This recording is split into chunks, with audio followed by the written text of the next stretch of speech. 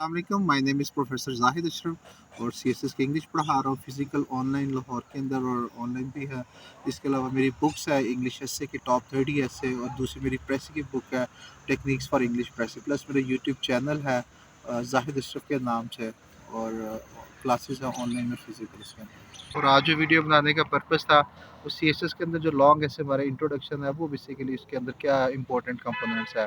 सबसे पहले जब भी हम लॉन्ग ऐसे करते हैं तो उसमें सबसे पहले एक आप कोटेशन डालें।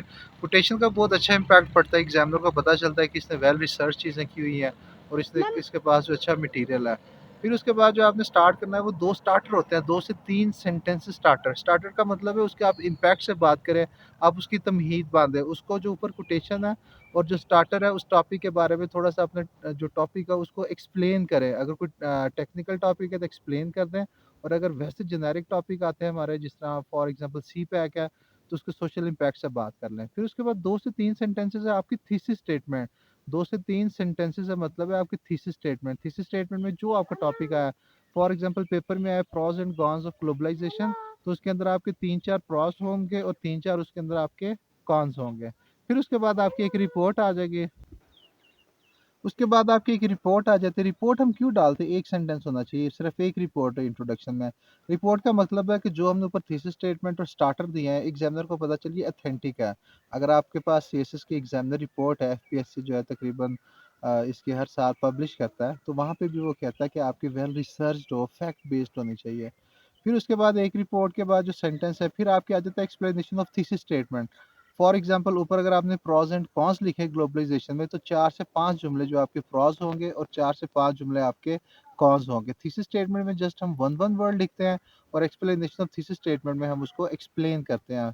फॉर एग्जांपल पेपर में आ जाते हैं causes, effects and remedies of water crisis, तो 3-4 कॉजेज, 3-4 इफेक्ट्स और 3-4 रेमेडीज जो हैं, ये आपकी बेसिकली क्या हो जाएगी आपकी थीसिस स्टेटमेंट। और उसके बाद रिपोर्ट और रिपोर्ट के बाद अगर एक्सप्लेनेशन ऑफ थीसिस स्टेटमेंट है तो उसमें भी 3 से 4 जुमले कॉजेज़ के, 3 से 4 जुमले इफेक्ट्स के और 3 से 4 जुमले रेमेडीज़ के। ये बेसिकली डिपेंड करता है टॉपिक के ऊपर क्या है। फॉर एग्जांपल पेपर में पॉवर्टी एलिविएशन है, तो आपके जो सबसे पहले ऊपर कोटेशन आ जाएगी, उसके बाद फिर आपके स्टार्टर 2 से 3 जुमले कि मेजर इश्यू है लेकिन विद एफर्ट, डेडिकेशन और पॉलिसी आप इसको अप्रूव कर सकते हैं। फिर थीसिस स्टेटमेंट में 6-7 उसके रेमेडीज़ लिख दें, फिर एक रिपोर्ट अच्छी से लिख दें, वर्ल्ड बैंक की, एशियन डेवलपमेंट बैंक की और फिर उसके बाद आपका जो है एक्सप्लेनेशन ऑफ थीसिस स्टेटमेंट। क्योंकि इसमें खाली एलिविएशन है तो हमारे जो 7-8 जुमले होंगे वो सिर्फ खाली एलिविएशन के होंगे। ये 1.5 पेज का आपका बन जाता है इंट्रोडक्शन, 1.5 पौने 2 पेज का जो है ये आपका बन जाता है। उसके बाद कंक्लूजन आ जाता है। कंक्लूजन के अंदर सबसे पहले हमने टू सम अप लिखना होता है या इन अ नटशेल लिखना होता है।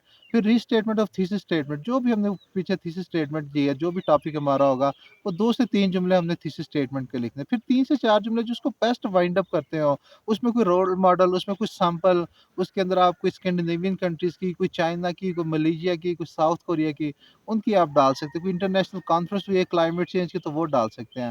फिर और आखिरी सेंटेंस होता है वन होप्स वन विशेस कि पाकिस्तान ये जो भी इश्यू है वो हमारा ओवरकम होगा। ये आपका तकरीबन पौना पेज बन जाता है। तो ये आज था हमारा इंट्रोडक्शन और कंक्लूजन और ये चीज़ें थी।